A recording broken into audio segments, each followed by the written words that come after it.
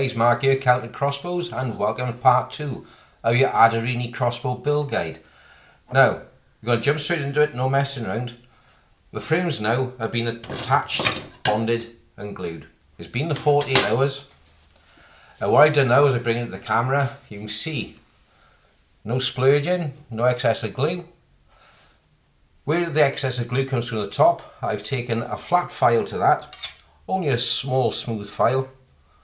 File this down flat, so this now is perfectly flat across the top. On the inside you can see where some of the splurges of glue have come through, but when you're using the file flat you can see the high spots and low spots. This would have been a high spot, in fact you see the shape. So that's been taken down flat.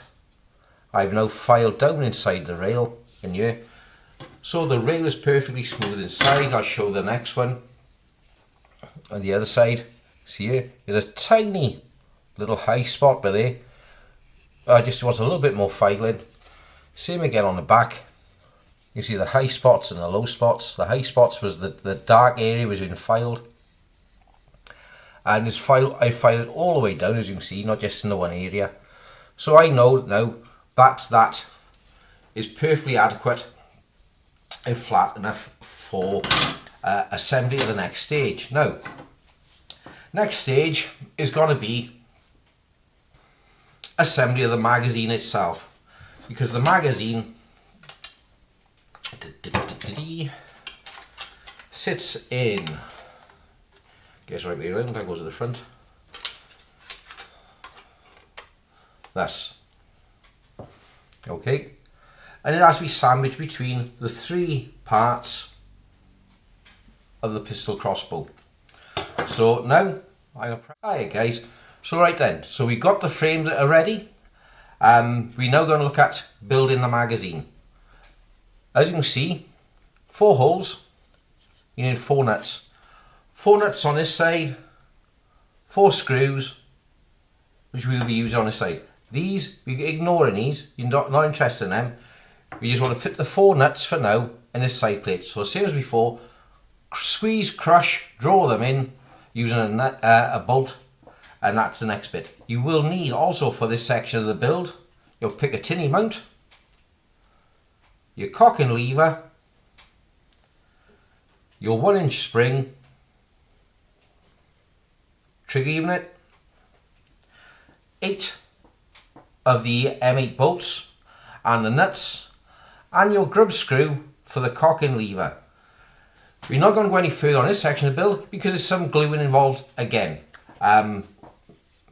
Me is back to the old 2-part epoxy, because when I build it to last.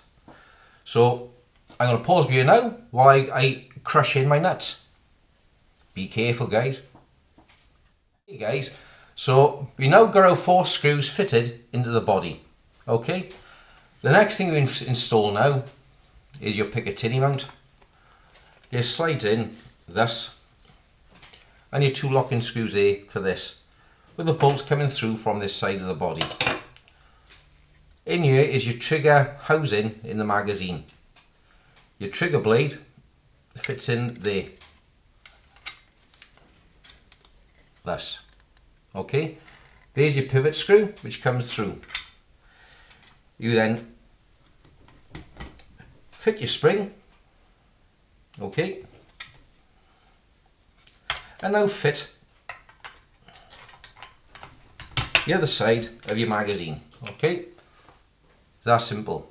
You then now put through your 4 screws, these 4, nothing else at the moment. I'll tell you for why. So you fit those 4 screws, but don't do them dead tight, because what we got here now, we got to fit the bottom cocking arm, and this, as you can see, is mounting up. And what happens is you get a slight gap in the rail, so the rail has to be glued.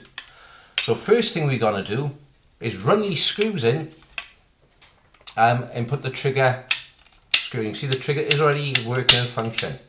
Now there's a cautionary tale with the trigger blade. If you notice, there's 1 screw hole here for the trigger blade, nothing on the other side. That's because the screw for the trigger blade, or the pivot for the trigger blade, is a blind hole, is a blunt. In your kit, if you're using the Adderini build kit, you will have 2 different sizes. Go find that one in a minute. Spare one. 2 different size M8 nuts. Okay. Use the short of the 2, because otherwise when you screw it in for the trigger blade, it'll go straight through and put a hole in the side of the body, which you either have to then re-drill, fill with baking soda and super glue, sand it over, paint it, and then re-drill it to put the screw in, because the screw now has nothing to bite into because you just put a hole straight through. You'll have to put an ugly nut on the outside to make it work. So tonight now, I'm going to put these 4 nuts in. I'm going to press pause here, put these 4 bolts in, and then I'll show you then of fitting the trigger blade screw and super gluing this now to clamp it. Okay guys, so I've assembled the magazine now. You can see so, screws are in there. I've only fitted 2 of the screws in because I need to show you. If you look on the bottom of the magazine now, you can see the gap, the daylight. You don't want that there, that gap down here. That needs to come out. And there's no screws further down to pinch it. So what you need is a series of these little grips to clamp at the rail all the way down to pinch it up, to take that gap out so there's nothing there or as little as possible. In order to do that, you need to make sure your trigger's fitted first, because once it's glued together, you can't take it back apart to put the trigger in.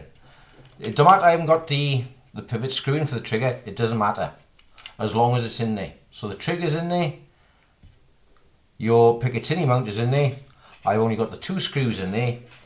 Now what I'm going to do is now, very carefully, run a seam of araldite down this slot and push it in with my finger.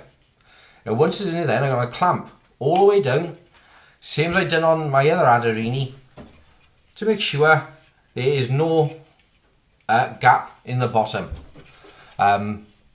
What you can do to limit things you want before you fit, things like here on the top, you can see there's a bit of a gap in the top, can't do anything about that.